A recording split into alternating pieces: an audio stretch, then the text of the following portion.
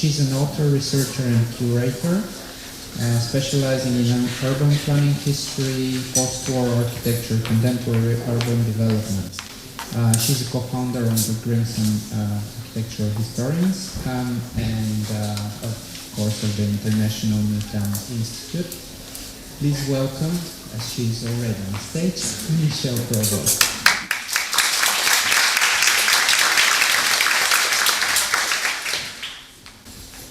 I got a little bit inspired by yesterday's discussion, so I'm afraid my presentation might be a little bit long, so that's why I'm in a hurry. Yes, I'm with the Princeton and with the International Newtown Institute, and this is basically an institute that studies areas like trachea all over the world and helps communities and municipalities to come up with plans for the future and for the improvement and for the regeneration of these kind of cities. As you could say, they are welfare state cities based in that specific context of the creation of the welfare state in the 50s and 60s. And as you can see on this image, it's not only in Europe where we have these kind of cities, but it's also as far away as in Australia, but also in Mongolia and in, I'm not even sure where this is, in North Korea, and in Denmark even. So, but I will be talking today about this city, which is the city of Hoogvliet, that we were involved in for about 10 years in a project which is called Windy. And that actually started a long time ago, actually in the last century. So we started in 1999 and we finished 10 years ago. So it's a little bit different from the other projects that are maybe ongoing. But this also gives me the possibility of reflecting on the results a bit and to see what kind of lessons we can draw from that. So Windy, just to give you a quick overview of where this is. This is Hoogvliet. It's part of the outskirts of Rotterdam in the Netherlands. As you can see, it was built for the harbour workers. It's quite close to the refineries of the Rotterdam harbour. It has this typical layout that we know from all these 60s new towns, with this centralized plan, with the center in the middle, and then all these neighborhoods surrounding it, separated by the infrastructure and green areas, lots of green areas. In the beginning, this worked really well. As I said, part of the welfare state, so there was affordable housing, there were shops, there were amenities, there were schools, and all the necessary elements in a living environment like that. But in the 80s, and specifically in the 90s, there was a deterioration of this whole fabric, and also of the social fabric, mostly due to the fact that this neighborhood became highly undesirable for people from Dutch origin, and many migrants moved in, and causing, well, different cultures to collapse with the existing culture, and also of the area becoming sort of a vicious circle which was going downwards.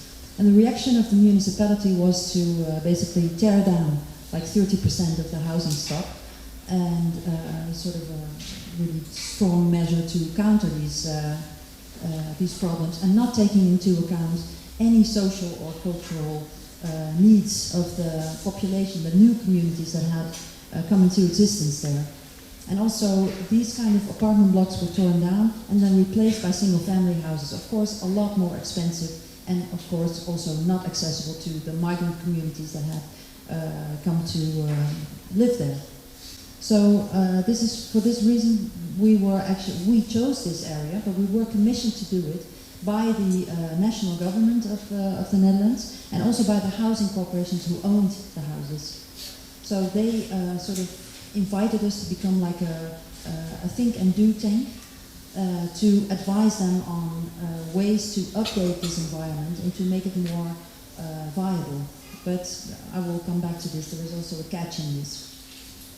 So what we did in those 10 years, we developed about 30 projects ranging from art, graphic design, art in public space, but also architecture and parks. So the whole range between really ephemeris and temporary to big, expensive and permanent. And just to give you a few examples, this is the photo booth that we had designed, put up in the streets. Everyone could have his picture taken here. And these pictures were then exhibited in public space. So this project was called Hoogvliet Inside Out. And it had its goal was to actually show the diversity of the community, because if you look at this area of the new town, it looks all the same. The architecture is quite anonymous and repetitive. If you like it or not, it doesn't really matter. It doesn't give you an idea of the diversity of the community, and also not of their tastes and their culture. So in this image you can see, just like the postcards that Megan made from Trakia, we took pictures in the inside and the interiors of houses and put them as big billboards in public space, so everyone could see and sort of get a sort of community pride on who they actually were, on their identity. We had exhibitions in blocks of houses that were partly empty, with the inhabitants functioning as the curators, but also as the persons who would guide people around and would make the coffee and talk to people and tell stories. We had this project for a senior citizens' home, in which we collected all the stories of the inhabitants, of how they moved to Hoogvliet, what they had encountered there, their experiences, and we had this also shown it on the outside of this house. We had agriculture on empty plots that were demolished apartment blocks, and then we had these festivities with cooking, uniting communities around the produce of that agriculture. And we had also things like this. This is a theater company that had all the, as you can see, their own bikes. We're in Holland, you remember? So they took the letters of Hoogvliet from Hoogvliet all the way up to the center of Rotterdam, because this is also one of the aspects of areas like this, that they are not seen by the sort of the central city, and that they are also neglected. We had exhibitions with in different, so traveling exhibitions, but also in the hotspots of culture with the big C in the center of Rotterdam.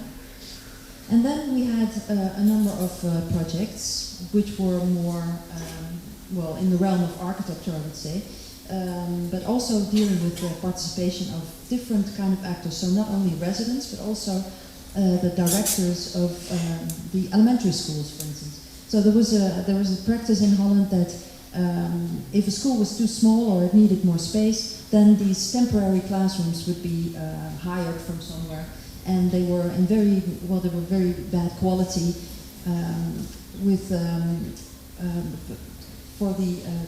for heating and temperature control. They were all very bad quality for children, and they were not so temporary at all. Sometimes they stayed for 6 years, which is as long as you stay in school as a child. So we decided this was also part of our program, that we commissioned a set of industrial designers and architects to come up with temporary classrooms which were not purely a utility, not the cheapest possibility that could be envisioned, but that was really community architecture instead of just being functional. And inside they would also cater for the pupils. This one is the most successful, actually. I would say it looks very much like the one gazebo up here in the intervention area, because this one is for cooking. Outside it's a piece of furniture in public space, as you can see, but inside it's a kitchen, so it's teaching children everything about cooking, eating, what is healthy food, etc. Because this was, in this kind of area, this is not a normal thing. And the next architecture project is this co-housing project. We've already seen the stealth initiative yesterday also for co-housing. The housing corporations in this area wanted to diversify the area, but they did this by creating high-income housing. And what we thought was there's a different kind of diversity that deals with inviting different kind of people into this community, like people who work from house, or people who have an ecological interest, or musicians. So we advertised who wants to live in Hoogvliet. We had these meetings in musician centers where there would be concerts, etc. And we sort of spread the word about this project that would become possible. We hired we had a group of musicians at a certain point, 40 musicians, and we hired the architect, but they chose him. And it became this little neighborhood of which the most interesting thing is in the inside. So as you see, the houses are surrounding this small mound in which there are studios. So each studio where you can play the drums for 24 hours a day, no one will notice. And that was kind of the asset of these houses. And this community was shaped around that. And next to it there was a group of people who wanted to garden ecologically. And they founded this community surrounding it. So they were next to each other, the musicians and the ecologically interested people. And of course we thought, what will happen to these two communities when they are living together? Will they get along? And we used these cartoons to sort of visualize our worst nightmares, that they would sort of be bothered by each other and that they would be disturbed by each other. But actually none of that happened. But something else happened that I also didn't predict, which is this sign reads, this is the ecological co-housing group. This says no entrance for people who don't live here. So there is also a lesson in it. There is a very thin line between being a collective and a community and a gated community. So this is also something that we always have to take in mind, I think. That easily happens, that the conclusive part becomes an exclusive part. And then the final project that I would like to show is this is a community park. It's called the Heerlijkheid, translates as the loveliness. And we didn't think of it ourselves. Actually, it was because people asked us, we need a park, we need a space for making music, making our boats, because there's a sort of a community of men, senior men, who actually build these small boats. They usually have worked in the harbor and then they do this for a hobby. So we had these endless meetings, I should say. So this is also something that I am not very romantic about. So a community sounds as something very harmonious, but usually it's not, in my experience. So there was a lot of fighting, especially between the senior guys and, for instance, the Surinamese brothers, who wanted to organize this music hall for R&B music, and they didn't get along at all. Still, we wanted to put them into one park. We had meetings with the school classes, they came up with lots of good ideas. And in the end, we had an architect, a real architect, come up with this plan for the park. We tested the ideas and also the capability of people to actually be involved in this park and to exploit their music hall or their boat club in festivals, temporary festivals like this, a number of years after each other. And here you see the boat people, where they sort of had a demonstration. There was also an ecological playground that was part of it. So all this was tested, and when we felt secure enough to make it into a permanent project, this was the design that came out. And then it was built, and it was finished. And here you see the sort of architecture that goes along with it. It's very much reminding of this Venturis Cup Brown that was already shown yesterday by Stefan Rettich. So it's a sort of a decorated shed saying Heerlijkheid and saying Hoogvliet. So it's also very much expressing the nature of Hoogvliet, with its abundance of trees and green, but also the refinery stacks and chimneys. Well, and this is how it works now. So you could say that it's kind of a success, but you always have to expect to be surprised, because if you leave a lot of space for the community, then of course it will take a different course than you actually expected. And there's also things like this. We had this when it was opened. It was at the first evening there was a shooting. So this is also something that can happen, of course, which put a huge mark, of course, on this development. And the Surinamese brothers running this music hall they went bankrupt, and so we were really desperate.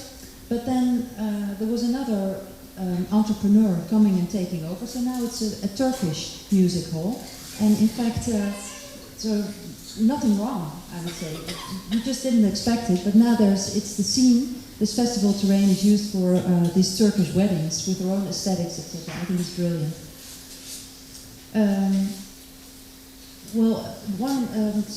A few slides that are meant for the discussion afterwards, and that sort of collect our lessons. That there is, even if we're talking about architecture and the architect as a mediator here, there's still a very strong role dedicated to architecture, like the catalyst that David was talking about, and also you could see it also in the domes of the Viki Plaza.